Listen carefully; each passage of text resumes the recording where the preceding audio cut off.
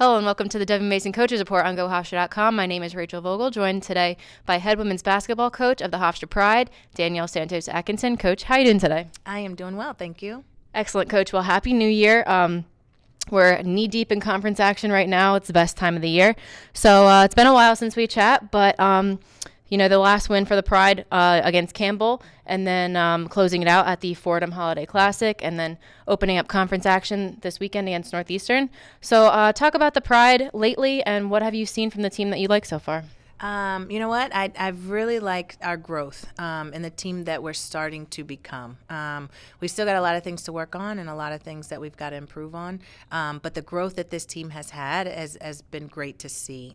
We just talked after our Northeastern game of where we've been and where we're coming from and where we're going.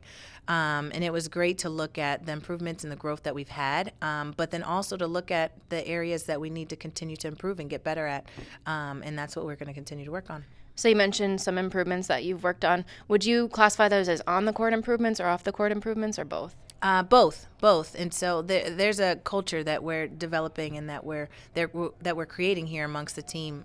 There's also a discipline that we're creating amongst the team that on the court that we're really working to get better at. And so with those things, the mentality shift that we have to have, our work ethic shift that we have to have, are areas off the court that I feel like we've come a long way, and then we've seen a lot of growth in our ability to really execute on the floor and have discipline in that way. Areas like you said on the court, in terms of our skills and our fundamentals, and those types of things. It's been a lot of growth. So the last contest, the CA opener at Northeastern, dropped that one, but there were plenty of learning experiences and plenty of positives to build on. What were you able to take away from that game that you can apply to the future conference games now that you're in CAA action? One of the things that we talked about was our rebounding. We did a decent job of rebounding, but it's something that we do really, really well. And that's one of the areas that's been consistent for us as of yet. And so that's something we want to continue to do. One of the biggest things for us there that we need to improve on and see growth was our turnovers. And so working on that yesterday in practice, and then continuing to work on that as we move forward this week. But moving into the rest of the CAA play, we've just got to learn to really have consistent play from start to finish. I thought we had a great start at Northeastern. We started the game out with 2 back-to-back stops and 2 scores right away. And then we lost some momentum a little bit as we got into foul trouble. So since this last stretch, you've had a couple standout players. Just to name a few: Anna Hernandez-Heald, Jalen Hines, Marianne Collin, and of course Sorelli Neza, who's been a workhorse with 35 minutes a game. So talk about some of your top players and how they each individually affect the team. They both are huge impacts on the team, and definitely in different ways. Jalen just really brings us a confidence on the floor and energy in her play. She's constantly talking and brings a leadership aspect as well as her production. Marianne works really, really hard. She's our consistent and our steady. She does a great job of producing for us offensively, but defensively, she really, really helps the team. She's there every single time and help side. She's always aware on defense, and she's kind of our glue there in the paint for us defensively. Anna talks the entire game, and she's also a leader in that way. She's very vocal, as well as her production as well. She makes it tough for teams defensively. She's got to be guarded because she can step up and hit the shot at any point in time in multiple ways.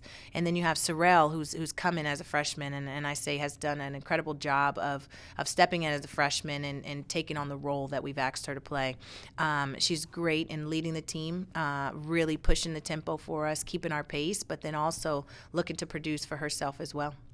And we mentioned those names, but plenty of names that we have not mentioned so far, and feel free to add on. But Sandra Carson, always a spark coming off the bench. And this past game, Karia Reynolds seeing her first minutes of the season, proving her spot. So talk about some of the bench players and what they mean to your team. And another name, Micaiah Krosky, was excellent this past game as well. Mm-hmm. That's what they have done for us, is they've been a spark off the bench, and that's been great. They come in at a time when we need that energy level to go up.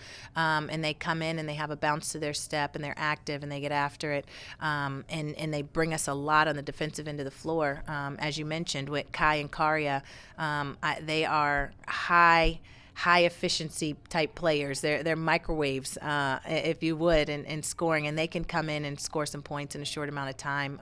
They have a great presence in the paint, and they're physical.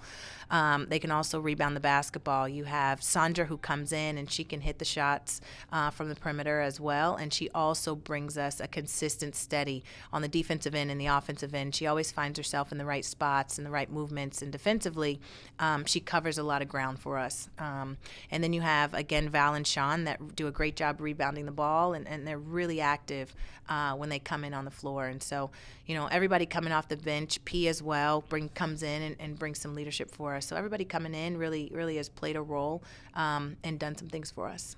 So although this last stretch may have been tough for your team, but as I mentioned, plenty of positives to build on, and now you look ahead to the first full week of conference action. You'll see Delaware on Friday and Drexel on Sunday.